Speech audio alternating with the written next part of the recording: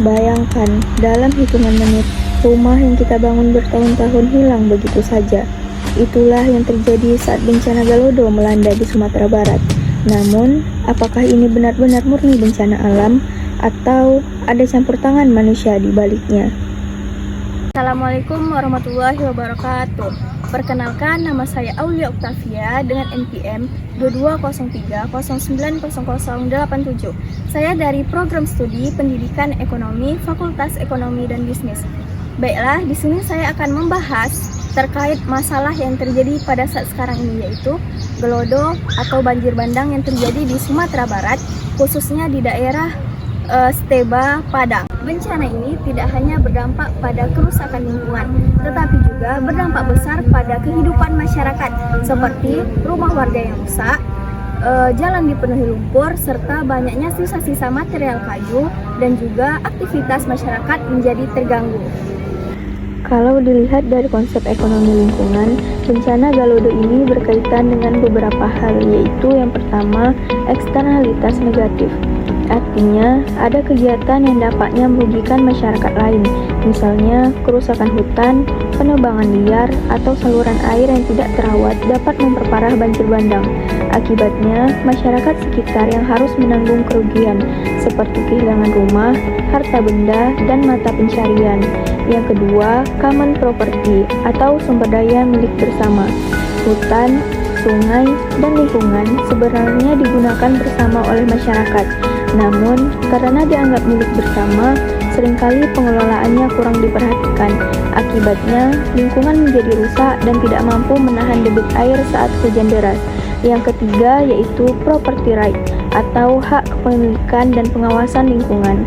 Jika aturan terhadap penggunaan lahan dan perlindungan lingkungan kurang tegas, maka risiko bencana akan semakin besar.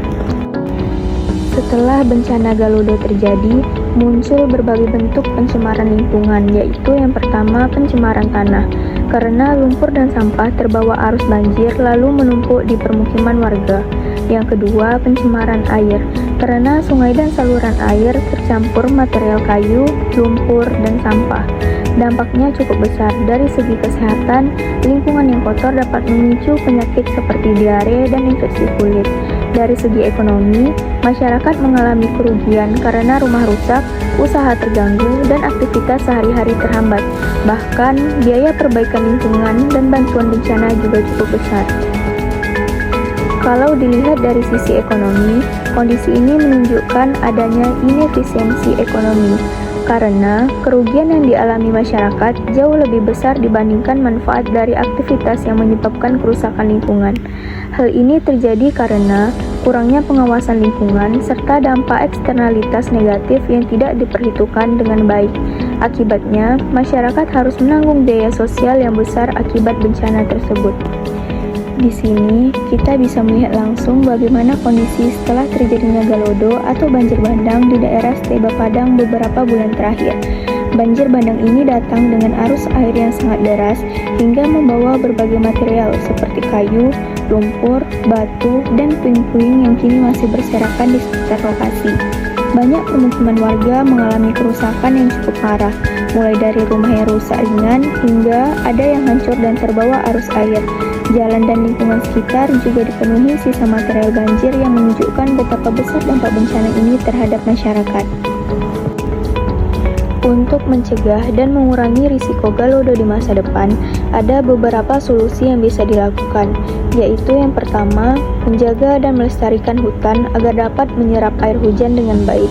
Kedua, memperbaiki aliran sungai supaya tidak mudah tersumbat. Ketiga, meningkatkan pengawasan terhadap kerusakan lingkungan dan penggunaan lahan.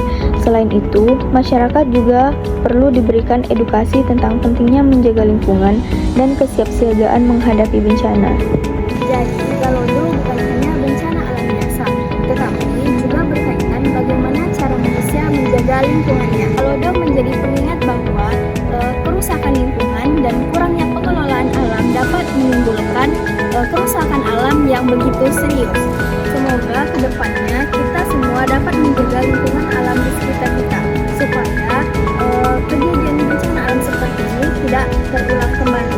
Sekian dari saya. Wassalamualaikum warahmatullahi wabarakatuh.